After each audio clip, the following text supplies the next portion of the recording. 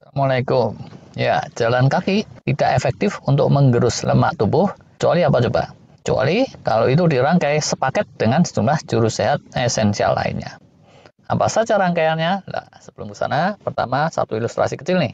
Cerita Mukidi dulu, mohon izin. Alkisah Mukidi ini pengantin baru. Nah, demi menurunkan lemak tubuh, sepakatlah dia dengan Mukiyem, istrinya, akan ke tol jalan kaki. Walah, nama Mukidi sama Mukiyem ini kok ilustrasinya cantik bener nih ya. Nggak apa-apa lah ya. Nah, satu hari nggak ada masalah, 2 hari oke aja. Hari ketiga jebret. Mukidi sama Mukiyem malah nyasar ke hutan lindung dekat tempat mereka bulan madu. Ujungnya lah lingkar pinggang malah bertambah. Soalnya badan terus bengkak semua diintup tawon. Oh alah, yem. Jalan kaki aja kok ya bisa-bisanya nyeruduk sarang tawon. Walaupun ini sekedar anekdot, real nih. Yang jalan kaki itu lingkar pinggangnya bisa malah melar beneran, amat bisa kejadian. Bisa banyak yang merasa gue banget nih sama fenomena ini. Nah, tapi yuk sekarang kita nalar secara lebih serius. Kita pakai hitungan matematis. Fakta pertama, 1 kilogram lemak tubuh itu menyimpan cadangan energi sekitaran 7.000 kalori. Dulu saya suka salah-salah nih, semoga kali ini nggak salah. Sementara ada fakta lain, fakta kedua bahwa jalan kaki itu 1 jam cuma membakar 200 sampai 300 kalori aja, tergantung berat badannya berapa kilo dan jalannya kayak apa. Nah, kalau dua fakta ini dikombinasikan, anggap aja 1 jam bisa bakar lemak 300 kalori beneran, maka untuk bakar sampai 1 kilo lemak tubuh, perlu jalan kaki lama banget tuh. Sampai 23 jam lebih. Masya Allah. Dan kalau sejam dapat 3 kilometer di rentang jarak, itu secara jalan kaki menyusuri tol Cikampek tuh dari kilometer 0 sampai gerbang tol Cikatama. Walah, wong mudik macet 2 jam aja, Jakarta udah ngeluh-ngeluh. Ini sehari semalam jalan kaki, astagfirullah. Kalau nekat dipraktekin, seminggu sekali PP gitu, alias 2 kali 70 km per minggu, sebulannya jadi 8 kali 70 km, total itu 560 km. Widih, ini benar-benar super nekat nih. Itu dijalanin 1 bulan aja ya. Paling pol apa? Baru bisa bakar lemak tubuh 8 kilo saja, saudara-saudara. Oke lah, kalau mikir Jakarta Cikampek jalan kaki, itu serasa gila-gilaan. Tapi bahkan ya, kalau dibagi rata tuh 560 km tadi, dibagi jadi 4 minggu alias 28 hari, sehari-harinya itu rata-rata 20 kilo loh. Kurang realistis lah ya. Ujungnya itu bisa-bisa orangnya malah tipes dan terus berat badan anjlok setelah itu. Nah, kalau kejadian kayak gitu, penyebab turunnya berat badan itu bukannya jalan kakinya, tapi malah tipesnya itu. Kalau rata-rata jalan kaki ya, hariannya nggak 20 kilo, tapi 5 kilometer, maka kalau sebulan itu hitungan matematik sederhana nih ya, nggak ada jurus lain, bakalan cuma turun berat badan 2 kilo saja. Nah, tipis loh itu. Soalnya apa? Ilustrasi lagi nih.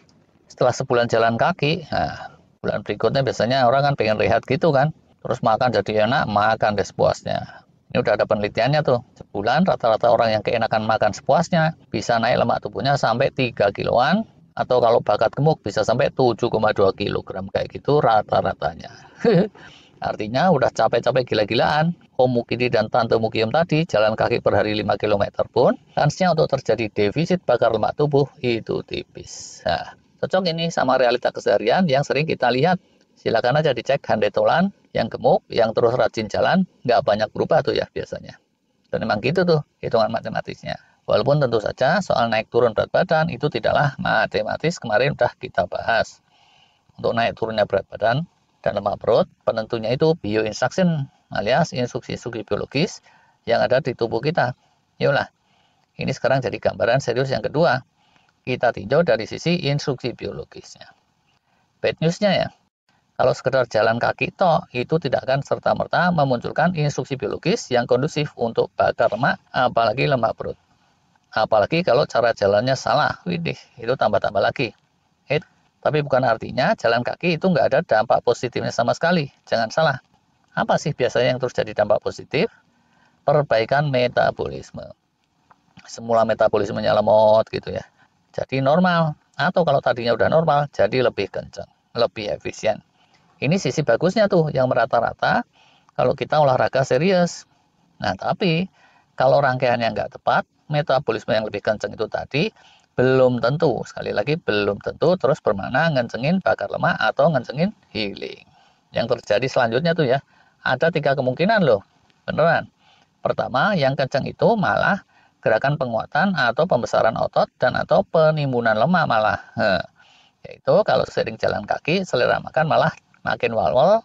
Dan gitu konstelasi gut microbiome-nya belum keriset, masih menggiring ke arah nimbun dan imbun. Karena ya disiplin dietnya nggak tepat atau masih kebanyakan gula karbo junk food kayak gitu. Beneran, ini termasuk instruksi biologis yang paling tipikal seiring dengan jalan kaki dan perbaikan metabolisme. Soalnya kan ya, bakalan masih ada ekses dari nutrisi, dan kalau nggak ditimbun, malah bikin gula darah trigliserid melenting, itu tuh merusak. Ya udah, demi meredamnya, tubuh akan menginstruksikan untuk ditimbun saja. Alternatif kedua, ini agak jarang tapi bisa kejadian. Malah metabolisme itu oleh tubuh kita dipakai foya-foya, yaitu untuk keperluan operasional keseharian. Nah, ini seringnya terjadi kalau terpicu oleh pengelolaan stres yang enggak bagus atau ada instruksi biologis yang kepelintir dalam bentuk lainnya nih, dalam kaitannya dengan genetik atau apalah gitu ya.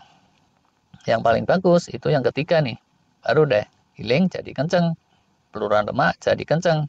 Tapi tentunya yang ini persyaratannya termasuk yang paling berat.